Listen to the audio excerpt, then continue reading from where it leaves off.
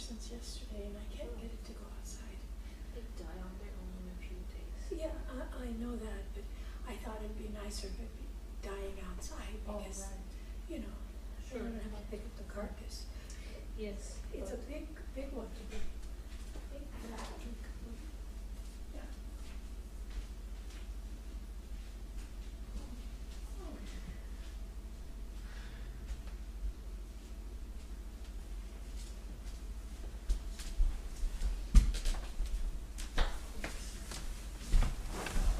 Rama, Shirama. Kata's won't be here, Swamini. She's online.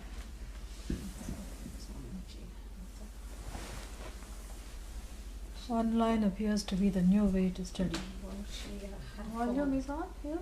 yes, she had a fall and cracked her kneecap. Oh dear. When? Just on her way to class this afternoon. Today?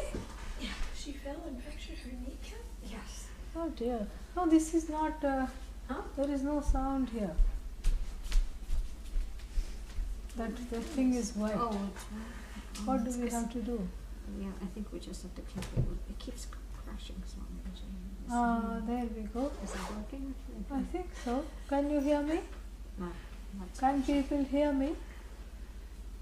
Yes, no, maybe? Good, good. Wonderful. okay, same problems for me. Yeah, get well soon. What do you have to do? Do you have to have a cast?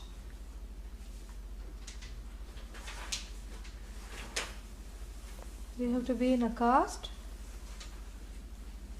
She said she's got a big brace. Okay, these days they don't do casts. They let it heal on its own. Perhaps she's seeing the orthopedic tomorrow. Okay. Orthopedist tomorrow. We'll pray for you. Jagdisha is saying that the audio is poor. Audio is poor? Where? Which one? Here or there? Well, he's saying on Nisha? this one. On live stream? Well, that's where the message is coming up. But live stream, Kate is here saying it's okay, I think. Yesterday's class. Rearrange the words in the Vedahametam Parastat in Anvaya. Okay. Yeah, I can do that. Yeah. Vedahametam Purusham Mahantam Adityavarnam Vedaham. See, no, that's actually, you're right. Veda is the verb. Kim, kam Veda, Purusham Veda. What kind of Purusha? Mahantam Purusham Etam. Etam Mahantam Purusham Aham Veda. That is how to understand it. Etam Mahantam Purusham. Yes. Aham. This is Shvetashvatara. Don't worry. This is from yesterday's. Yeah. So, Etam Mahantam Purusham Aham Veda. Vedaham Etam Purusham Mahantam. And then all the other words are qualifying this Purusha because they are all in second case. Aditya Varanam, and Aditya Varanam Mahantam Purusham Etam Mahantam Aditya Varanam Purusham Aham Veda. And what is this? Where is this Purusha? Where is the location of this Purusha? Beyond ignorance. Tamasaf Parastat. Vartate. Vartate we have to add. And then Tameva Viditva Atimrityumeti. That is straightforward. Nanyaf Pantha Vidyate Ayanaya. That is no need for Anvaya there. It is straightforward. Yes, Namaste Ramagiri. Good that you are back. And you have been back. I saw you another time also. Yeah. All right. Kate says the live stream audio is fine for her. So. Okay. So that's why we have two classrooms. Easy to migrate. Fulfills a lot of purposes. If you see someone online you don't like, quickly go to live stream.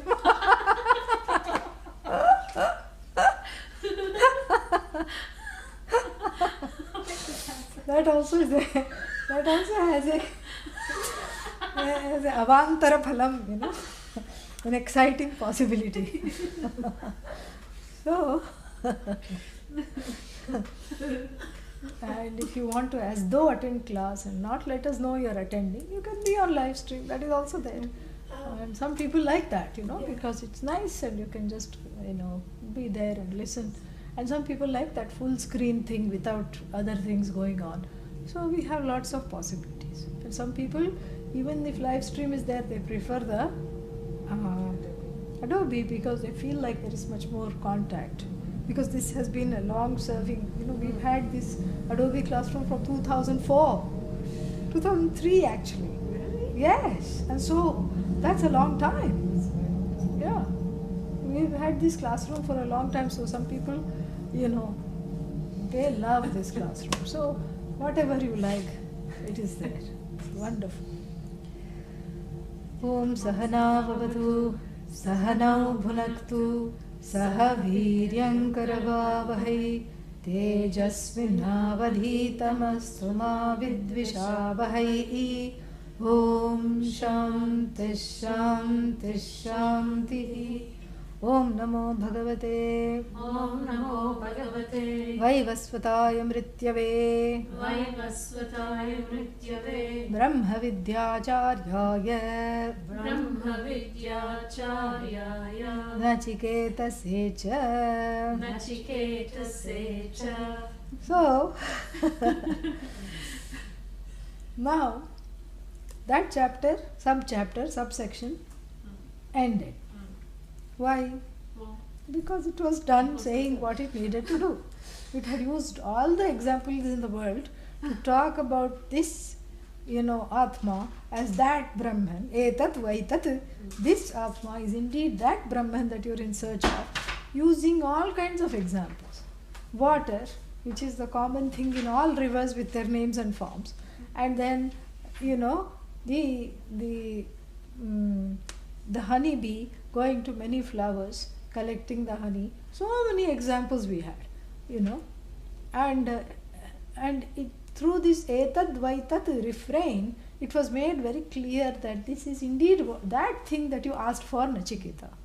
And whoever is a jigyasu here, a mumukshu, the person who wants to know, and who is the seeker of freedom of the self, and freedom from ignorance, self-ignorance, the one who is seeking. That's what moksha is, freedom from self-ignorance. So the one who is seeking is also told the same things that Nachiketa is told. Because coming after Nachiketa, we are also part of this same lineage where the teaching is applying to all of us. So it was made very clear that this Brahman that you seek, that Brahman which you seek, that the preposition that always refers to something remote, removed from oneself, far away, and this referred to something right here, right now that I can experience. Here I can happily use the word experience, that I can see, that I can experience. So this indeed is that. So that and this can never be used in the same sentence. Think about it. To refer to the same object. Like what is this? Is it this flower or that flower? Depending on where you are sitting. Right? yes. So I will say this flower, you will say that flower. So let's say I am holding it, so I say this flower. Correct? So I cannot say the word this has already been appropriated for flower. Correct? So I cannot say this flower is that flower or that flower is this flower. I cannot use it in the same sentence. It's either this or that. That is why the Shruti is so clever, because it uses this and that in such clever ways that the mind is so boggled and juggled nicely, And then when you come out of class, you don't know what hit you. And somebody asks, what did you study? Oh, this and that. That's what you'll be right. That's what you'll say. Oh, just this and that. But what kind of this? It's not just this. It's not just that. It's that has become this. Get that? Yeah. If you get that becomes this. This is a big thing. It's a huge thing. It's a mind-boggling reality. That the same preposition, which is completely opposed to one another, these two prepositions can be used for the same object at the same time. You can never say this flower is that. It makes no sense. People in white coats will come and get you if you start talking like this. Yeah. That door is this door, this, it cannot be used. Except if you are talking of the same entity. You know. If you are talking, there is one exception where you can use it. When is that? Something is not known. It has been forgotten. You know, in the relative example. It has not been understood, it has been forgotten. Like we always invoke Pujya Swamiji's experience. Here again I am using the word experience. When he was going to Rishikesh, he was on a flight to this place called Dehradun, where you have to get off to go to Rishikesh. It was a tiny plane, and then a not so tiny person sitting next to him, and he helped himself to that bar, not bar. Thank you. The arm resting thing, and he removed that because poor thing could not fit, and he was all over Swamiji, literally. You know, he was occupying 1.5 seats, and Swamiji the half seat by the window. And then they fell into a conversation, and he said, I have come all the way from the United States, he said, to see Swami Dayananda. Do you know where I can find him? Correct? And what Swamiji can do a lot of things. He could say, the person you are looking for, that Dayananda that you are looking for, is this Dayananda that you are experiencing directly. Even if you are not experiencing directly, I am experiencing you very, very intimately. Correct? He could have said that, or he could have just given the address and lain in wait for him. I think Swamiji being, very naughty and mischievous, he did the latter. He said, oh, you'll find him here. And then when he came, he said, yes, that Dayananda is this Dayananda. You see? Yeah. So here we are talking of the same thing, correct? In 2 different time periods. This is very interesting. This Etadvaitat is not small. And I had explained all this before, but that was a whole chapter ago. We have to renew our vows with Etadvaitat. Renew our commitment to this and that. These words are not small. And they reveal the unfathomable. This is what is so beautiful about it. They reveal that which cannot be objectified, which is in fact you. This is not a small thing. This is a very important prakriya. What is prakriya? Methodology, method. This is a very important prakriya. That just by these little itty-bitty prepositions, you are revealing the truth of yourself that cannot be spoken of as a thing, that cannot be, talked about, that cannot be inferred, that cannot be categorized by the mind, that cannot be, put into boxes, that cannot be inferred, but which is directly experienced all the time. It is of the nature of experience. It is, in other words, you. That which is not opposed to speech, that which is not opposed to silence either. This is what we are talking about. And we are just using a very unique methodology to illustrate this, using the prepositions this and that. So that is something which is remote. So only in the case of something removed in time, like the person who was looking for Swamiji and who was experiencing Swamiji right next to him. So, tat deshakala parichinna dayanandah etad deshakala parichinna dayanandah eva. What did I just say? That Dayananda, qualified by that time and that place, is indeed this Dayananda who is sitting in the ashram and playing a small little trick on this man. Correct? So this is what the whole thing is. Same thing if you can say, if you see, other situations, similar situations like this, what is that? Devadatta, and if you need another fellow, what is the name? Somadatta. If you need a third fellow, what is the name? Huh? Yajnadatta. If you need a fourth fellow, well, we don't need a fourth fellow, so stop it. So, so Devadatta, Somadatta and Yajnadatta were friends. They were childhood friends. Correct? Yeah. And then they grew up, and then Somadatta, the middle one, dropped out of college. Always had been a starer into space, always had been in his own world, always had been just the funny one out. Nobody really understood him. And then he just dropped out of college, ran away from home, nobody heard of him. And everybody gossiped till, everything died down and everything. But Devadatta and who is the next one? Yajnadatta. Yeah, Deva and Yajna kept in touch and grew middle age together and had their samsaras. And samsaram in Tamil means wife and children. Yeah. So then they were, they were just on their sorry go round of life. And then Yajnadatta, while coming back from office, came upon a flyer that there is a Swami coming to town.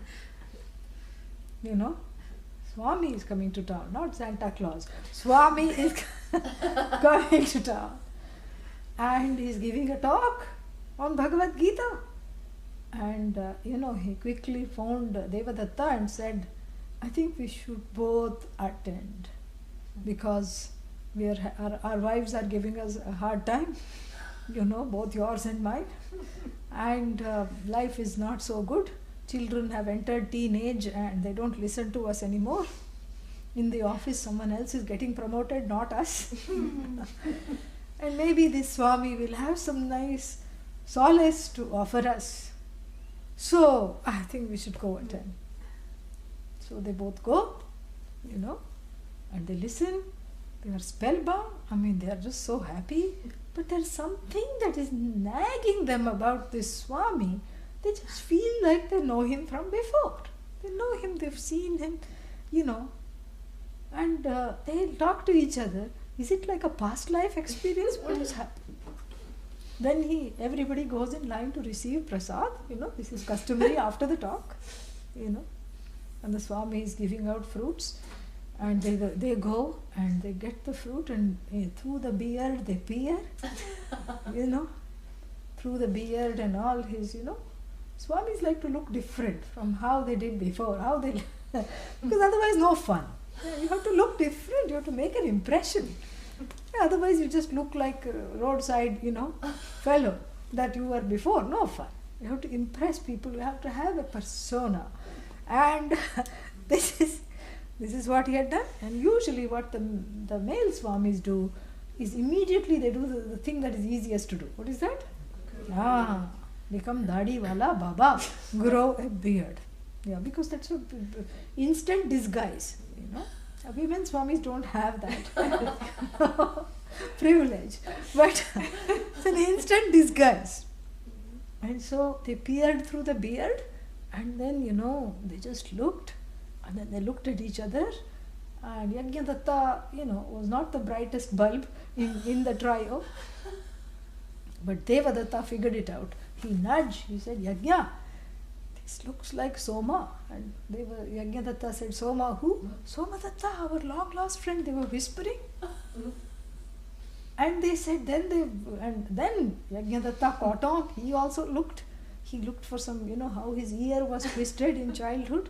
And he looked, and he looked like that.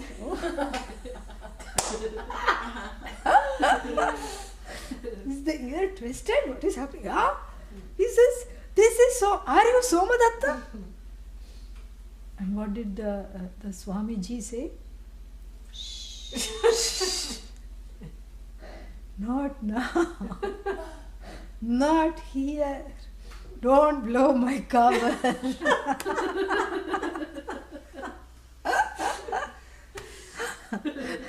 That's just a joke. But anyhow. So, but Soyam Somadattaha, Saha, Tat, Tat is Saha here. That is this. That Somadatta, the one who was stealing the mangoes from the neighbor's tree, the one who was the most mischievous, the one who had that faraway look in his eyes, the one that dropped out of college, the one that disappeared without a trace, the one that went to the ashram without telling us all, the one that made himself into this brilliant teacher, that Somadatta is indeed this Somadatta. Do you see how? Yeah. And so here, that Brahman is indeed this Atma. And why is it that? It is separated, not by time, not by place, as in this example, but it is separated for want of knowledge. It is separated due to my not knowing, due to my own eclipsed understanding of this. That's why this knowledge is not opposed to words. Through words only, the unspeakable and the unknowable really as an object is known. This is what it is. It is so beautiful. That is why we are not opposed to words. And we are not opposed to the teaching. We are not opposed to Shravanam and anything to do with the words teach. This is the beautiful paradox.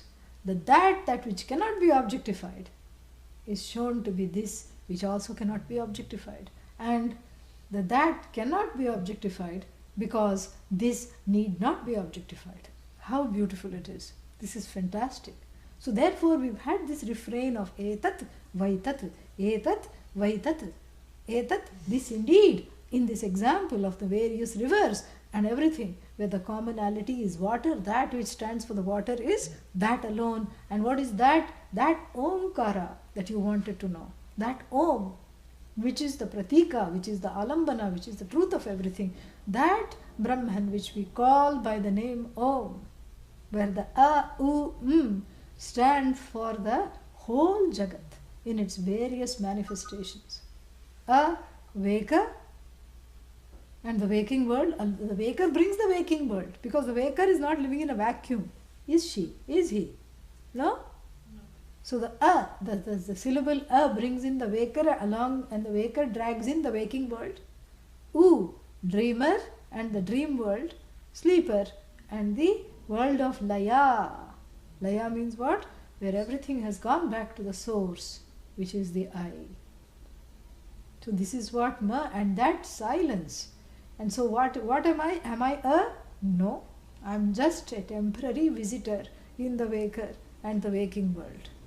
The waker is a temporary superimposition upon that Atma, which is free of being the waker. What about the dreamer? The dreamer is a temporary superimposition upon that Atma, which is free of being the status of the dreamer. Because without the dream, you are not a dreamer. No, but I daydream. No, we are not talking of that kind of dream. That is called Manorajya. We are talking of Swapna. And then what? The sleeper. The sleeper also is a adhyasa, a superimposition upon that very I, which is free of being the sleeper. And what is this I? It is neither a, nor u, nor m. What is it? Huh? Everything that sustains. It is that which sustains the waker, sustains the sleeper, sustains the dreamer, without being any one of them. All of them resolve into the silence that follows, and that silence indicates the Atma. It's an indicator. That doesn't mean Atma is known in silence. That's incorrect. There is a prevalent, rampant misunderstanding that, oh, since the Atma cannot be known as an object, I should just sit quietly. You know? That's not correct. So, this is what is called Turiya. Turiya is short for Chaturiya. It's a double meaning. Chaturiya means the fourth one. Chaturaha means Dakshaha, the one who is, skilled and capable of knowing this. Very beautiful pun here. So the one that is capable of sustaining all these three things, sleeping, waking, eating, drinking, everything, without being any one thing. So this is what this I that I want to know is indeed that, Brahman, which is the same. That Brahman is also Turiya, free of the waking world, free of the dreaming world, free of the potential to create. And you are also Turiya. That is where the identity takes place. Etad Vaitat. So we have seen that the whole chapter had this, that subsection that we have just come out of, had this identity. Excuse me. So the knowledge should be complete. Correct? Say yes. Yes. So the knowledge should be complete and the Upanishads should come to an end. Yes? No. Yes. It should have come to an end. But no, it doesn't. Why? Because there is another section staring at us and waiting to be read and chanted. And why? We will see soon after we chant this mantra in the next one. So we are now on, oh wait, okay, that's all it is. We are now on the second Valli of the second Adhyaya. So the second Adhyaya means chapter, Valli means sub-chapter. So we are in the second Adhyaya of the second Valli, 2 to 1. Okay? Yeah. Puramekadashadvaram Puramekadashadvaram Puramekadashadvaram Puramekadashadvaram Ajasya vakrachetasah Ajasya vakrachetasah Anushtaya na shochati Anushtaya na shochati Vimuktascha vimuchyate Vimuktascha vimuchyate Etadvaitat. Etadvaitat. The Etadvaitat here need not have come. Correct? Because that was the subject of the last chapter. But here, Lord Yama includes it to show the continuity. This is very important. Because nowhere else does it come. I don't think it comes. Yeah. Then, it comes once or twice later. It will come again, I think in the 6th or 7th, 8th verse it will come. But generally speaking, this is a, what is that? This is a thing this is a subsection that is free of the Etadvaitat, because it will also come in the last Valli again, little bit, but for the most part, this need not have come here, because this was the subject matter, this Mahavakya was the subject matter of the last chapter, which, used the Etadvaitat, the this is indeed, that is indeed this is indeed that, in abundance. It used it so much to show this. But here in the very first mantra of the next chapter is the Etadvaitat is to continue this chapter. It is just put in a different chapter just for the sake of ease of understanding and to feel like one is progressing in the text, really speaking. Otherwise you just keep like, okay, what's happening now? Why are we here? So that's why we need the commentaries. We need all this to keep us on track. Otherwise, verse after verse, one just snoozes off.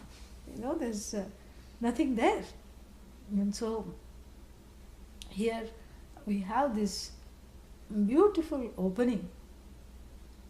And it is again to do with the Purusha. Which Purusha? It is brought back to the first.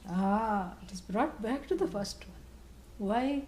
Because I have to understand that Purusha, Tat, as Etat. That's why it's got Etadvaitat. So that Purusha has to be understood as this Purusha. And this Purusha is 5 foot so many inches tall. Is afraid of the cold and is, having all kinds of, issues. So this Purusha, who is limited, who thinks of itself as limited as the body, mind, sense complex, as limited as the height, as limited as the weight, as limited as the mass or the volume it occupies, this is the Purusha.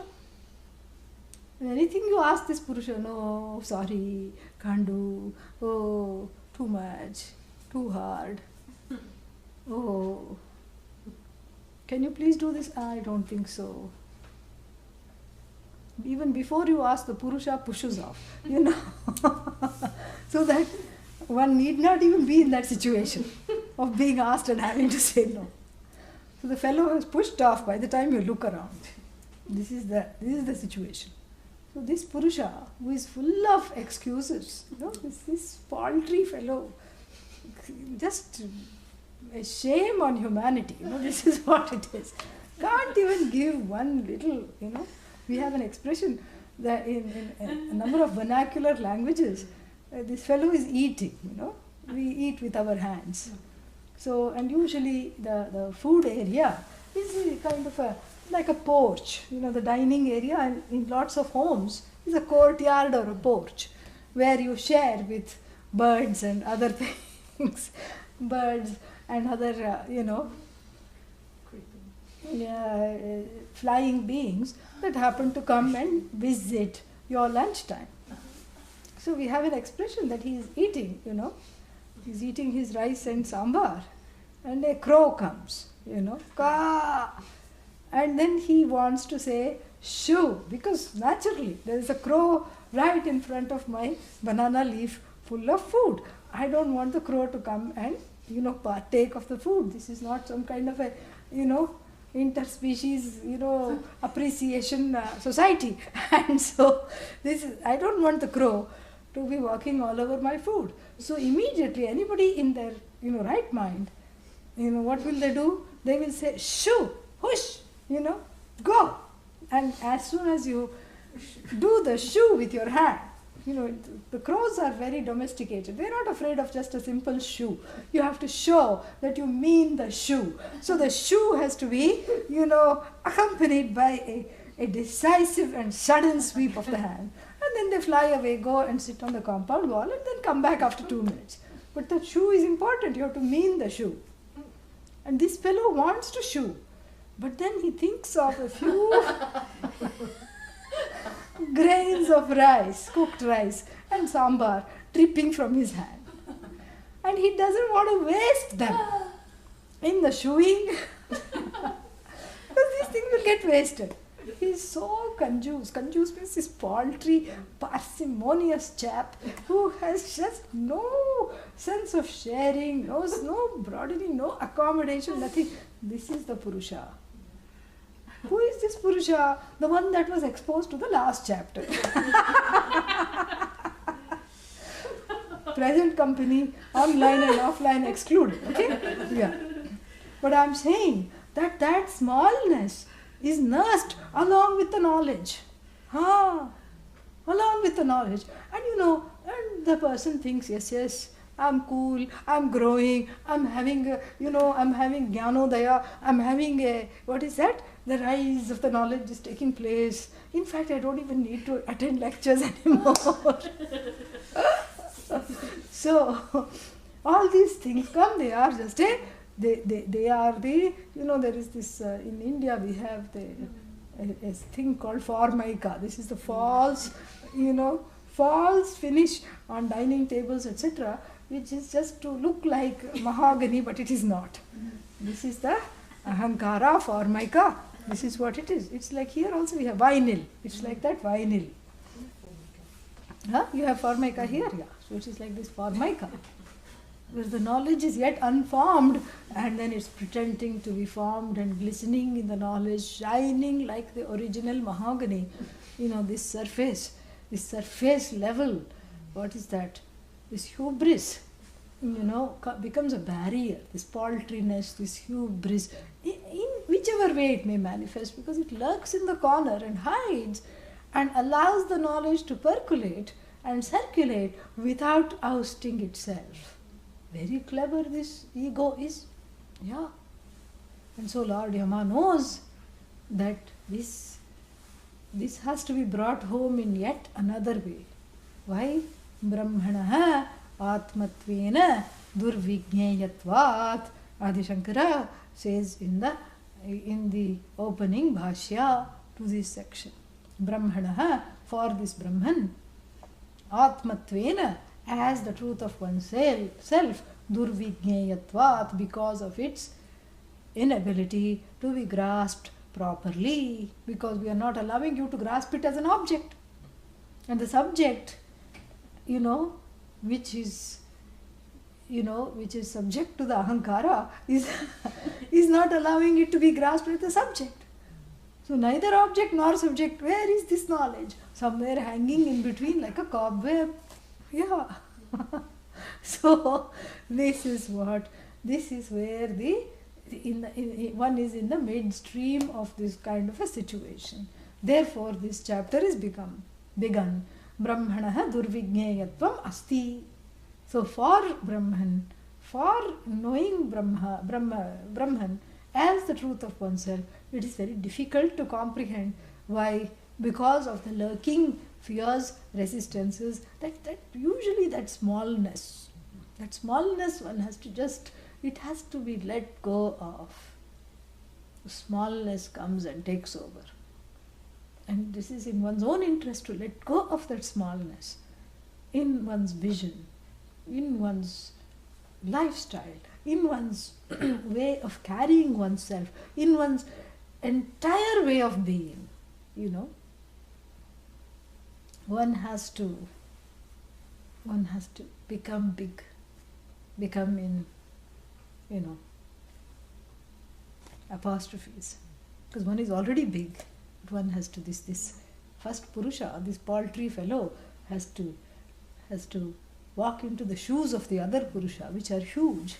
And this Purusha with that small thoughts, small feet, small balance, small everything, has to grow into those shoes by training the ahankara and letting go of this thing. And to show how the Purusha is affected or affected to such an extent by the body, mind, sense complex, so that it misidentifies with it. This first mantra is talked about. Puram, city. Pur means city. Puraha means city. Puri means city. 3 versions. Pur, Rakaranta, Puri, and then Puraha, Puri hardly used, and Puraha, Akaranta, like Ramaha, and Pur, like Marut, except it ends in Ra.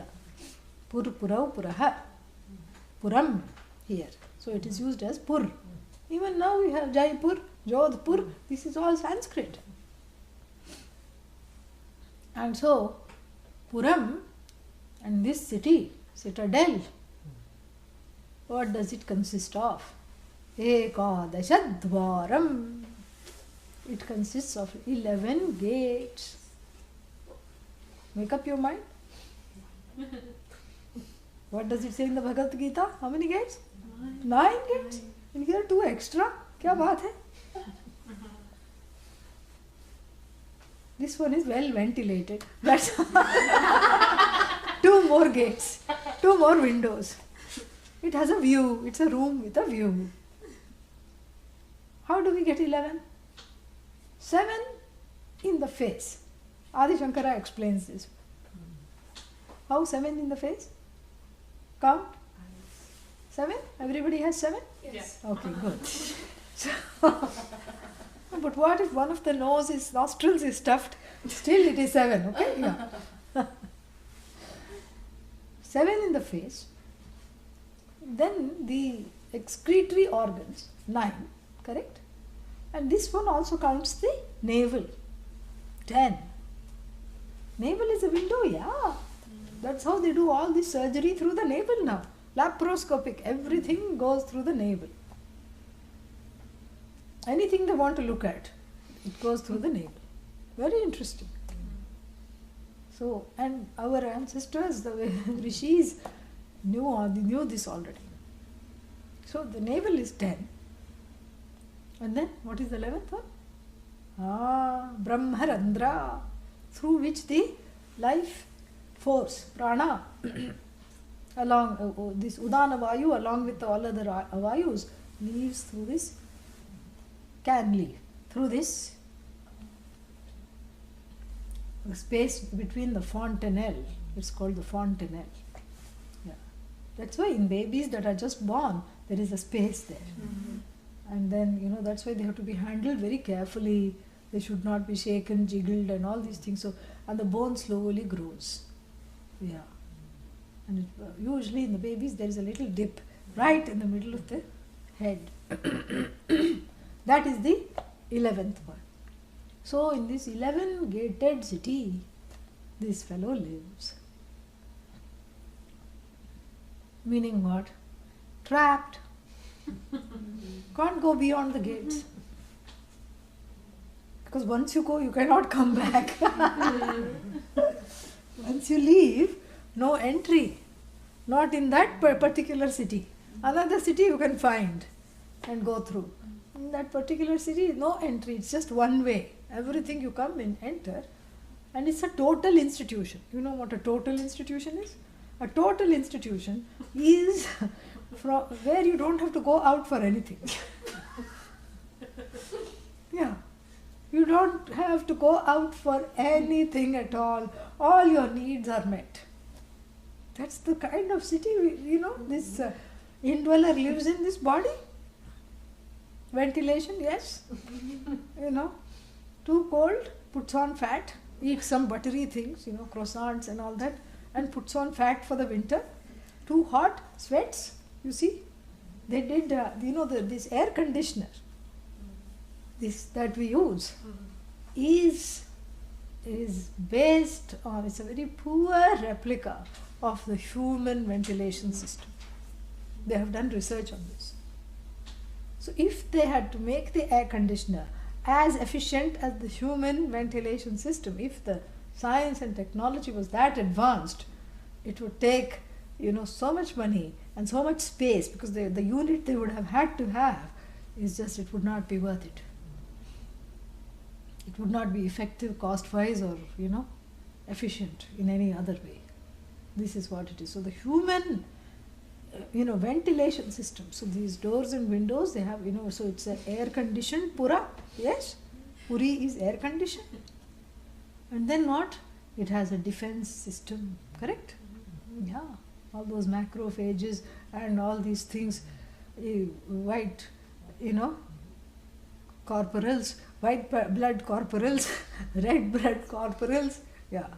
I call them corporals because they are soldiers. Yeah, they are there. They are, telling every single bacteria, you stay out. Viruses they are not so good at, but sometimes. But they are learning and they're constantly learning. Correct? And then this whole defense mechanism is there. There is a commander-in-chief. There are these big cells who all the other cells listen to, and they have all this whole immune system defense system is in place, right? And then what else is there in this pur? What else is there? So there are sentries, correct? In the form of the eyes, the ears, they are everywhere. They listen and they say, oh, danger, duck, run, hide. Somebody is coming. Stop! Don't go!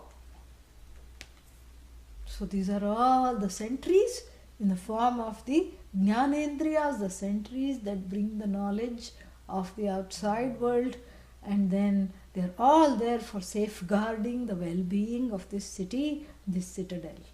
Think about it. Mm-hmm. And then there is a mind which makes decisions, bad ones, but it does try. Sometimes it makes bad decisions, but there is a mind, there is a buddhi, which has the possibility of making good decisions. Then there is the emotive ventilators, when there is steam coming out of the ears and with the anger. When there is a certain thing that happens, so that one can vent out the anger, and usually there is some, scapegoat present to take in all that person's anger.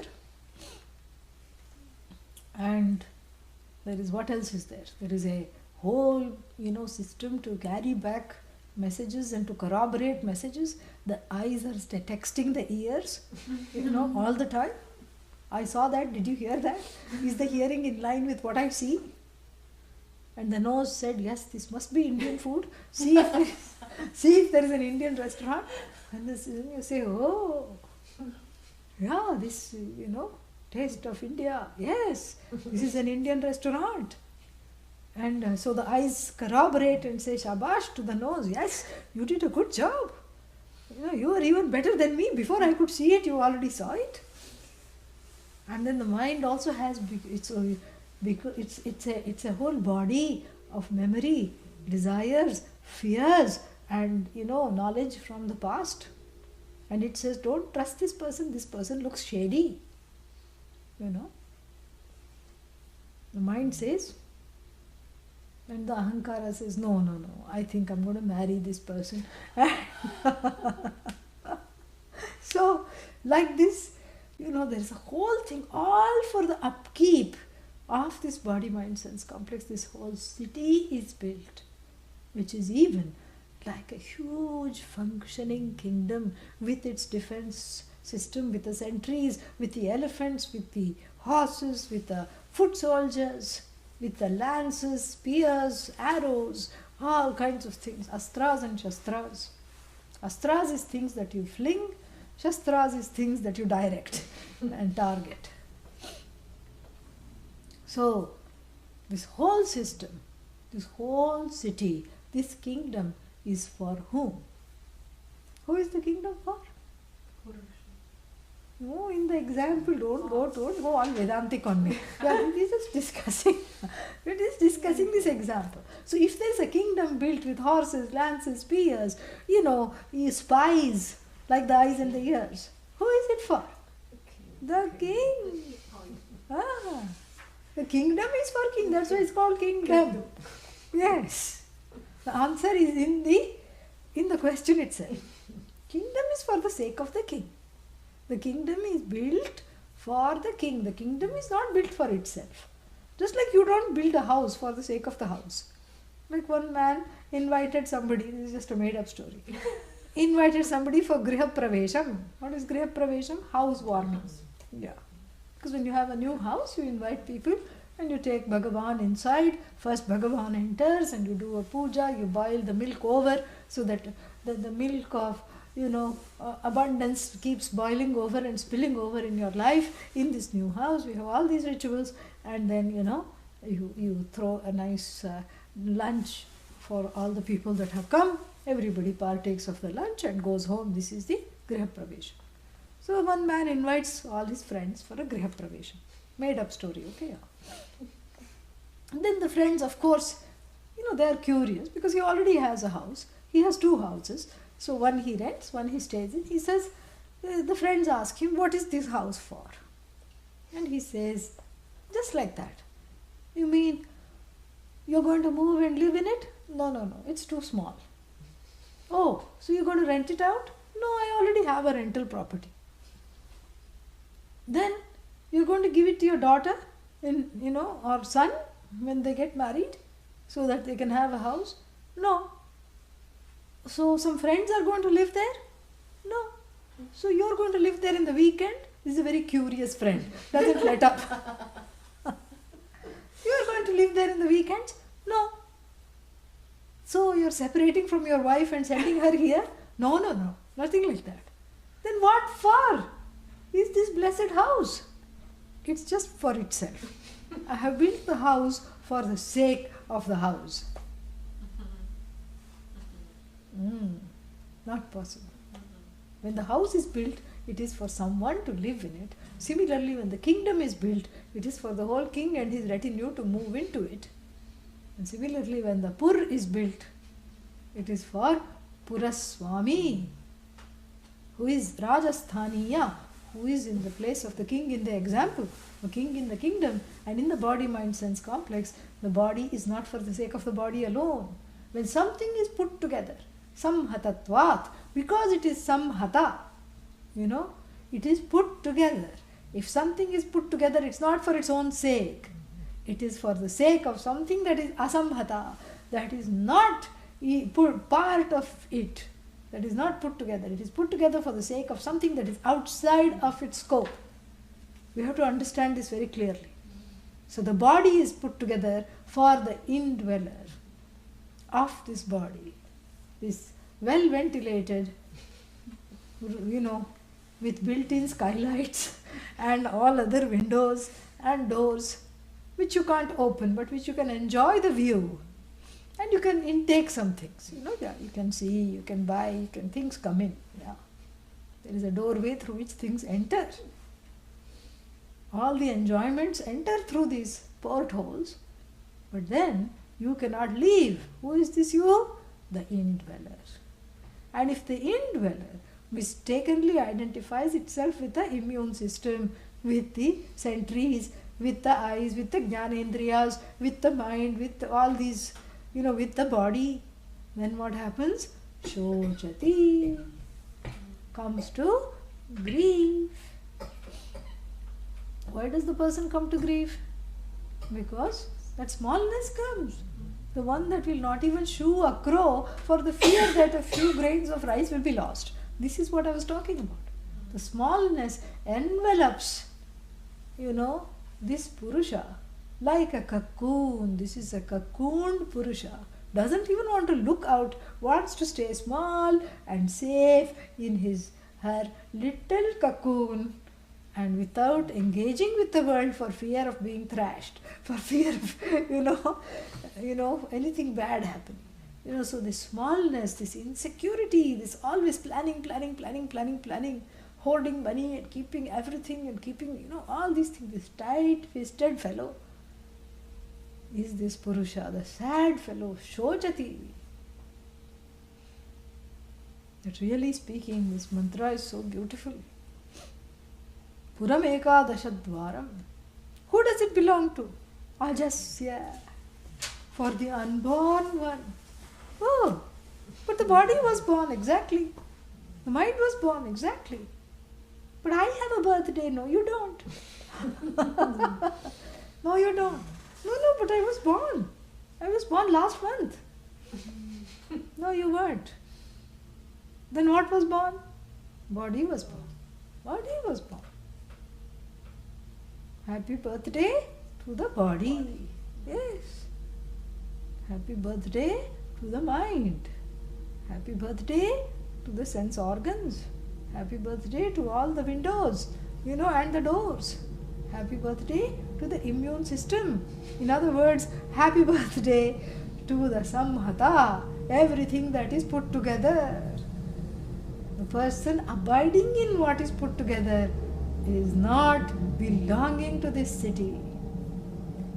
Even though it's an indweller, it's actually not an indweller. It dwells within as though, but it is really neither within nor without. It is all pervasive. It has crafted this body for itself to live in. It is the Puraswami. Fantastic. And what is it?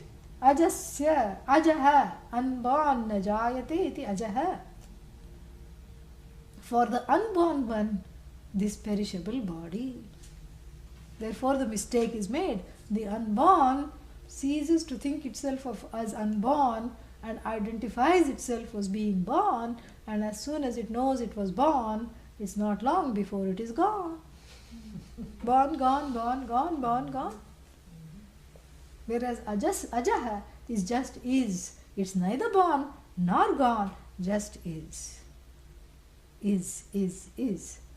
And this isness, which is Ishvara, is occupying this body. Ajaha, unborn. A rock also is unborn. Did you see the mother rock giving birth to baby rock? Huh? And then rocking the rock? Did you see? Say no, come on. No. So the rock is also unborn, correct? Mm-hmm. Say yes. Yes.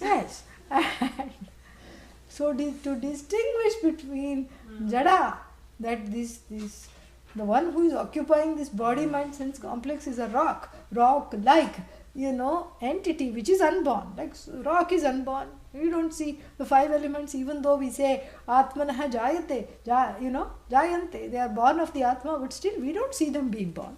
They have a relative, a kind of a prabaha nityatvam, they have a relative, nityatva.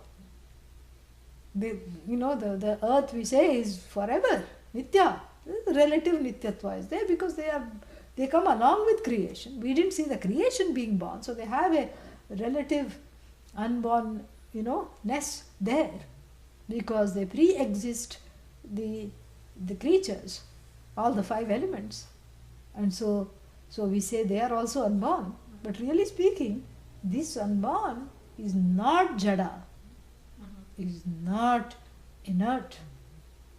What is the opposite of inert? Ert. Yeah. Apt and inept, right? Inert means opposite is sentient. So we want to say, the Upanishad wants to say, it's a sentient being. It's not a rock. That was a rock is also unborn. And this, what is, what is inhabiting this body is also what? Inert. That's why one feels stoned all the time. And rock-like. Inert, spaced out, disconnected. That is the problem. Yeah, that's the problem. Because what is occupying this is unborn, no doubt. But avakra chetasaha. Yeah, avakraha chetaha yasya saha. Chetaha, chit. The one whose shining presence is all knowledge. With avakra means akutila gatihi, whose shine, whose self-evident luster. This is so beautiful, isn't it? So lovely. This Upanishad is wonderful. Whose self-evident luster is unmarred by anything at all. Unmarred by any eclipsing, entity. Unmarred by a cause. Unmarred by an effect, unmarred by being, connected to the cause-effect kind of a chain, unmarred by any other thing bigger than it, better than it, unmarred by anything at all. This is what the whole beauty is. Whole beauty, it is just so fantastic. Avakra, look at the word. It could have just said Chetasaha. Vakra means that which has many bends. And in this all knowledge, self-shining entity, there are no bends, no curves, no curvature, like a road with a number of what is it called? Hairpin bends, horseshoe bends. Meaning you have to be very careful when you drive because you cannot see beyond. So if this chit, this self-shining light of consciousness, this all-knowing presence had these bends, then what would happen? You cannot see beyond. You would just have a luster that was inhibited by either time, place, manner, so many things. But here we have a straight path. Avakra means straight, without any, bends. Because in the bend, if the light bends, then you cannot see. There is refraction. It causes everything else to bend. Like when you put a pencil in the water, in a glass of water you put a pencil, what will you see? Vakra. This is avakra. No distortions. No distortions. No misidentification. No distortions. No smallness. No bends. No eclipsing. No limitations for this all-knowledgeable presence which is unborn.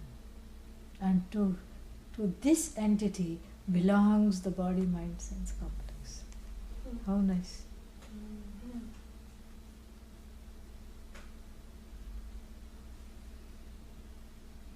Anusthaya na shochati. Anu plus stha. Stha here means staying power. Usually anusthana, anu plus tha plus lut means a kind of a performance, like as in a ritual. But here it doesn't mean performance.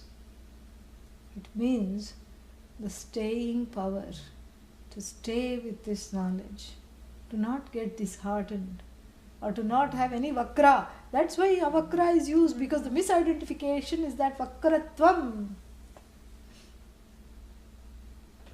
Not to have any bends in my thinking that takes me away from this knowledge, that takes me away from knowing. To have that, to commit my life to gaining this vision, to commit my life to this way, to this path, to this knowledge, to Shravanam, Mananam, Nididhyasanam, all this is Anusthana. Anusthana means here a staying power to no more have any questions, and to be brave enough to let go of mistaken assumptions. Atma is silence, therefore I have to be quiet. Atma is still, so therefore I should just sit in a chair and become a potato off the couch. And Atma is, what is that? Atma is all pervasive, therefore I have to go all around the world, Atma is Nitya, so I have to start human growth hormone therapy so that I will reverse age in a reverse way. This is what the wrong thinking is. And all these notions are, like I told you, they are like cobwebs. That understanding, that is, there is understanding, but it has holes in it.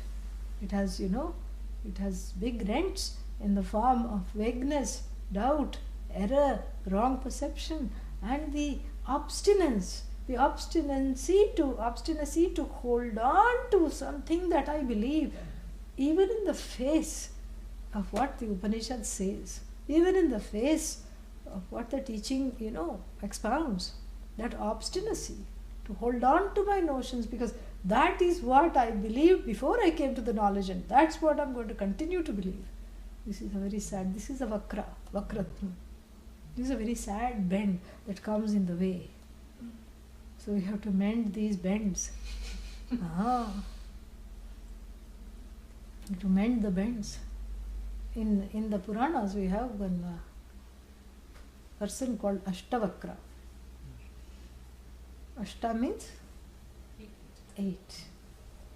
Person with 8 bends. And there is a story that he was a born jnani because he had studied in his last life. There was just a little bit of prarabdha, he had to be born again. And his mother was also interested in Vedanta. And so when she was pregnant with this fellow, she went to a rishi to attend classes. And the rishi, was like me. He would give some quizzes during class and ask some questions. And she would give the wrong answer. The baby would shout the right answer and kick the mother. Still she would give the wrong answer. So the baby would cringe because it couldn't stand the wrong answer. So she gave 8 wrong answers. So the boy was born with 8 bends because he cringed 8 times. And so since the bones were not formed, they got malformed, poor thing, in those positions. But he has composed the Ashtavakra Gita. No one can understand. That is how highfalutin it is. Now you pick it up and read it. It is delightfully vague. And but it is Vedanta, definitely. So this Vakra, I'm just illustrating the word Vakra. So Vakra means distortion. This is an undistorted teaching. It is so easy to grasp if one is ready. It's the most difficult thing if one is not ready. This is what the whole thing is.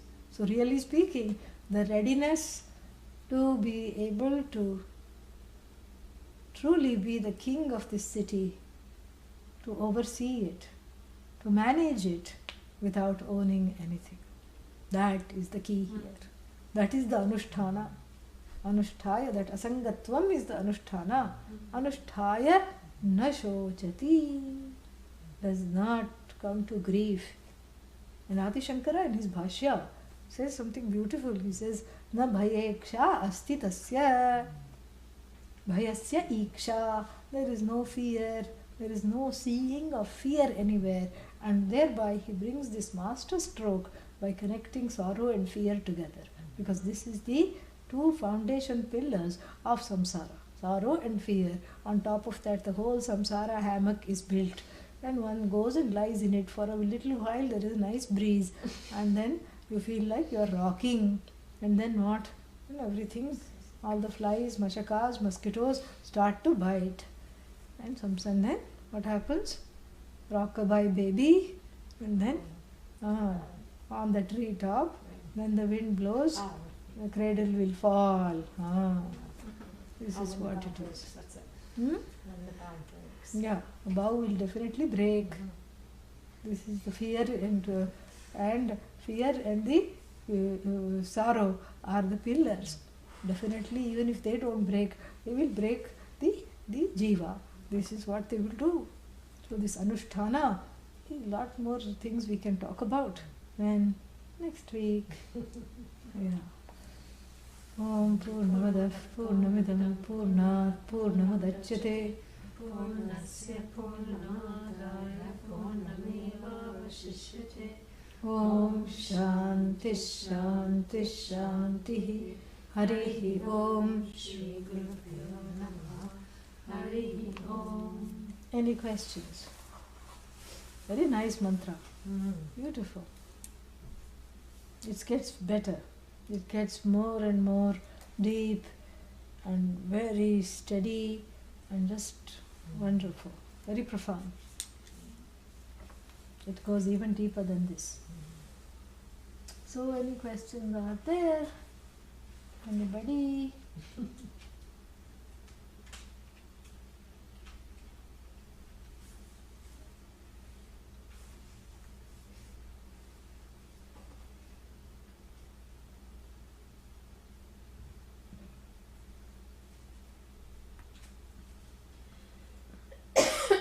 Okay, thank you. Namah Shivaya. Everybody's saying thank you here, but they're probably saying it there too. Thank you. Swamiji.